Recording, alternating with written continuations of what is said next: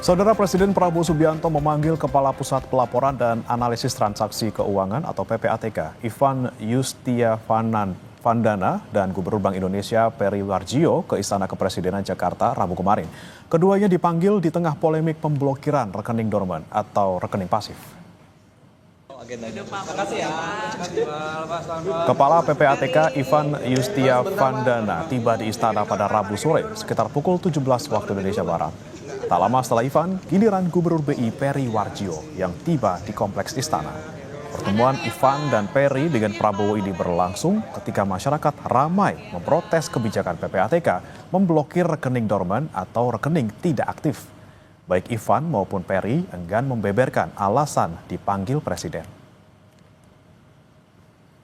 Nanti dulu ya. Nanti kali. Pak yang soal bansos judul Pak. Siap, nanti dulu ya. Iya, nanti ya. Saya dipanggil beliau. Saya belum tahu agendanya. Terima kasih ya.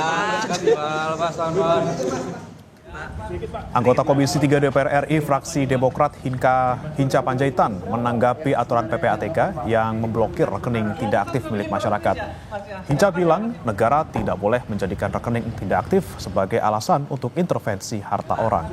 Dia menegaskan jika ingin memberantas judi online, kejar sindikatnya. Berapa Pak yang sebenarnya yang diblokir Pak? Yang diberhentikan sementara? Ya, kita sudah bikin proses ya, Mas ya. Kepada Kompas TV, Hinca bilang kalau mau memberantas judi online, ya kejar sindikatnya. Jangan intimidasi masyarakat umum, jangan balas dendam ke rakyat karena tak mampu menembus yang besar.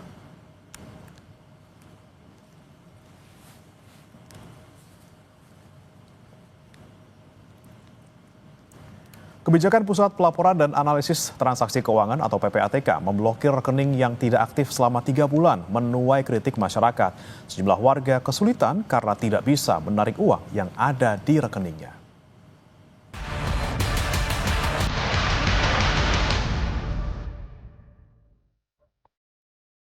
Keputusan Pusat Pelaporan dan Analisis Transaksi Keuangan atau PPATK memblokir rekening yang tidak aktif selama 3 bulan mengundang reaksi negatif dari masyarakat. Salah satunya adalah masyarakat yang pemasukannya tidak menentu dan tidak menggunakan rekening secara rutin. Seperti Nur Aziza yang menjadi pekerja lepas. Nur memiliki rekening yang jarang digunakan untuk transaksi. Namun saat akan mengecek rekening karena mendapatkan bantuan subsidi upah, dirinya baru sadar rekeningnya terblokir. Pemberitahuan dilayangkan melalui surat elektronik.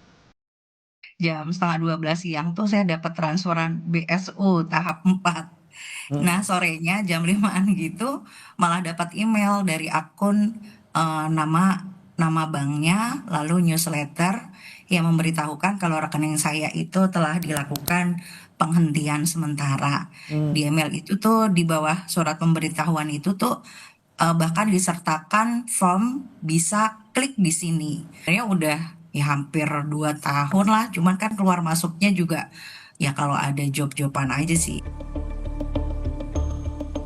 Selain Nur, warga lain Gofar, seorang pedagang juga terkena imbas pemblokiran kebijakan PPATK.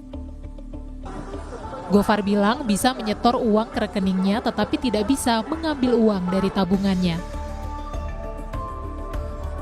Gofar menyebut rekening ini khusus digunakan untuk tabungan. Ya, bukan keblokir, bisa dibuka, cuma nggak bisa transaksi. Tapi kalau uang masuk itu bisa, Bang. Itu awal tahunnya bagaimana Mas? Mindahin dana ke Brimo. Nah, pas mau ditransfer lagi, dikeluarin, itu nggak bisa. Mau tarik tunai, kalau store tunai bisa, cuma tarik tunainya nggak bisa. Itu untuk ATM sendiri biasanya digunakan untuk apa sih Mas? Ya nabung lah gitu, buat kirim-kirim ke kampung. Tapi udah berapa lama Mas gak dipakai ATM? Kisaran 3 bulan, 2 bulanan gitu Bang. Sebelumnya PPATK memblokir rekening bank yang menganggur selama 3 bulan. PPATK berdalih langkah tersebut untuk melindungi rekening masyarakat agar tidak disalahgunakan judi online atau tindak pidana lain. Belakangan, PPATK akhirnya membuka lebih dari 28 juta rekening yang sebelumnya sempat diblokir. Tim Liputan, Kompas TV.